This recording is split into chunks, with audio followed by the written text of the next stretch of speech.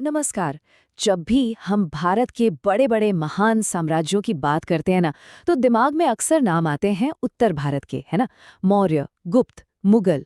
लेकिन आज हम कहानी सुनेंगे उस पहली महाशक्ति की जिसका उदय दक्षिण से हुआ था।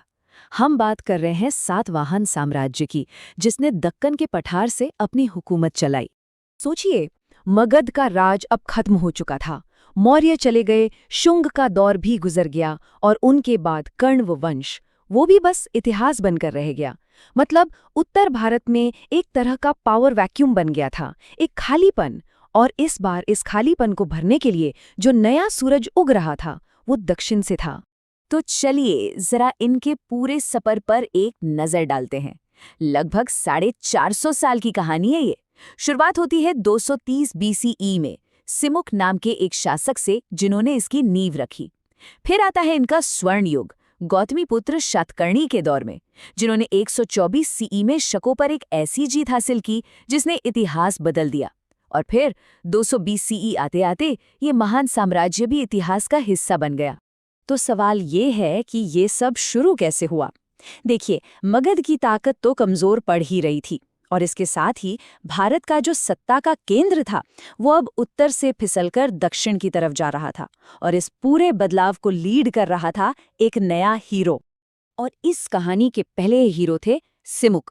करीब 250 ईसा पूर्व में उन्होंने उत्तर के जो आखिरी कण्व शासक थे, उन्हें हराया और अपनी राजधानी बसारी महाराष्ट्र के प्रतिष्ठान में। देखिए, ये सिर्फ एक और राजवंश की शुरुआत नहीं थी, ये बहुत बड़ा मोड़ था। ये दक्षिण भारत की पहली अपनी एक बड़ी स्वदेशी ताकत का जन्म था।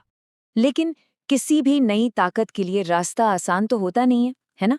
सातवाहनों के सबसे महान राजा के आने तक हालात बहुत बिगड़ चुके थे। एक बाहरी दुश्मन, बहुत ताकतवर, उसने उनकी जमीन पर कब्जा कर लिया था। मतलब साम्राज्य खत्म होने की कगार पर आ खड़ा हुआ था। तो अब कहानी का असली स्टेज सेट हो चुका था। एक तरफ थे शक, शत्रप। ये लोग मध्य एशिया से आए थे और उन्होंने पूरे दक्कन पर अपना कब्जा जमा लिया था। और दूसरी तरफ उम्मीद की एक अकेली किरण, एक नया राजा गौतमीपुत्र शातकर्णी, जिन्हें उनकी मां गौतमी बलश्री ने एक ही जिम्मेदारी दी थी, अपनी खोई हुई विरासत, अपना राज वापस छीन कर लाना है। तो आखिर कौन थे ये गौतमीपुत्र शातकर्णी? सिर्फ एक राजा? नहीं, बिल्कुल नहीं। वो एक ऐसे बेटे थे जिनके लिए अपनी माँ का सपना ही सब कुछ था। वो उसी सपने को पूरा करने के लिए जी रहे थे।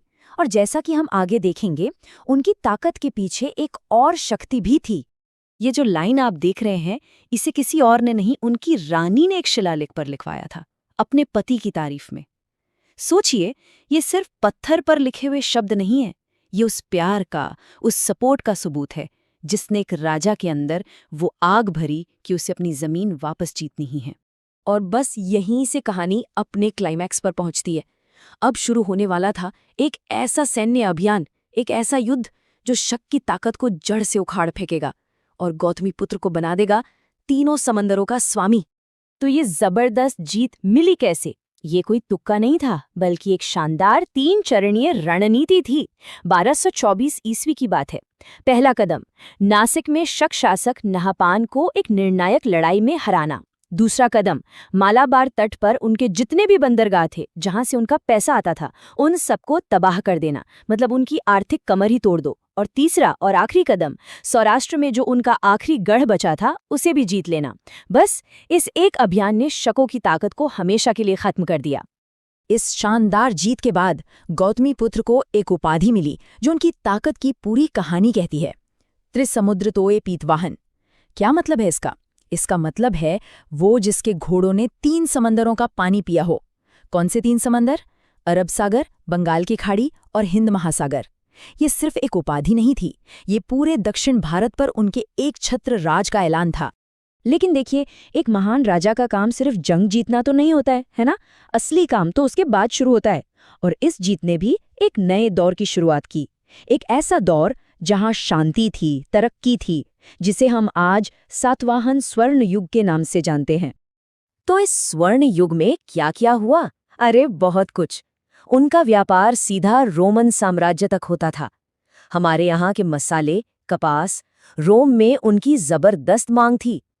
फिर साहित्य की बात करें तो प्राकृत भाषा में गाथा सप्तशती जैसी कमाल की कविताएं लिखी गईं। और वास्तुकला, अरे वाह! कार्ले, भाजा, नासिक इन जगहों पर पहाड़ों को काटकर जो शानदार गुफा मंदिर बनाए गए, वो आज भी देखने लायक हैं। उनके सिक्के भी देखिए, कितने खूबसूरत और अनोखे हैं। और उनकी राजधानी प्रतिष्ठान, वो तो अब दक्षिण भारत का एक जगमगाता हुआ सितारा बन चुकी थी। लेकिन इतिहास का एक नियम है जो कभी नहीं बदलता। हर वो चीज जो ऊपर उठती है उसे एक दिन नीचे आना ही होता है, हर सूरज को ढलना ही होता है।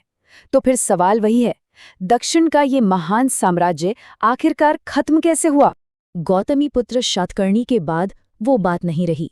साम्राज्य धीरे धीरे कमजोर होने लगा।